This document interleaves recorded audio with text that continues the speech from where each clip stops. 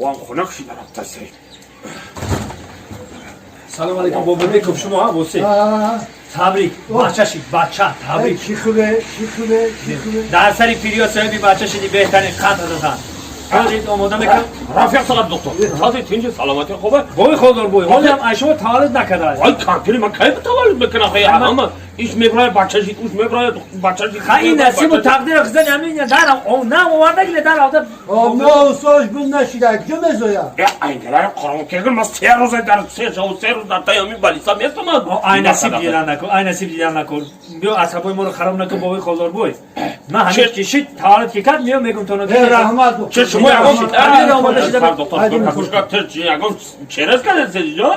بالا تا شکایت بکنم بالای شما شکایت بکنم و چی جای چرس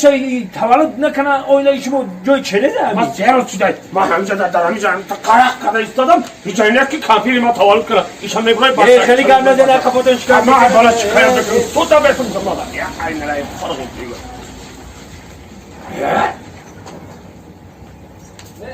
آنا چی خوبه آنا بابا خودر بای تو خط نمیکنی یک دم ها چی گفتی اوی جای رو دام میگن جای تولد خونه میگن اوی جای حلقه کردن چی در کنی نه دختر شید تبریک دخترچه دار شدی اینا خیلی دختر چی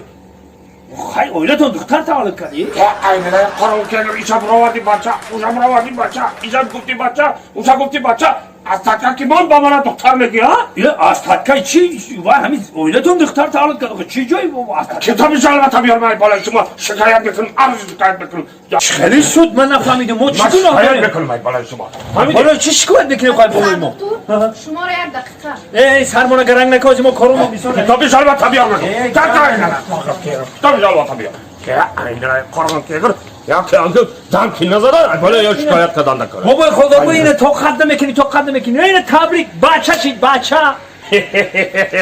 صد که گفتم ترسیدم شکایت که میگم گفتم ترسیدم بچه میگن اکا آخه نه آخه تو نفهمیدی بابای خدا بو دوگونه کی بدای یا دختر یا بچه شید اینا قد کردن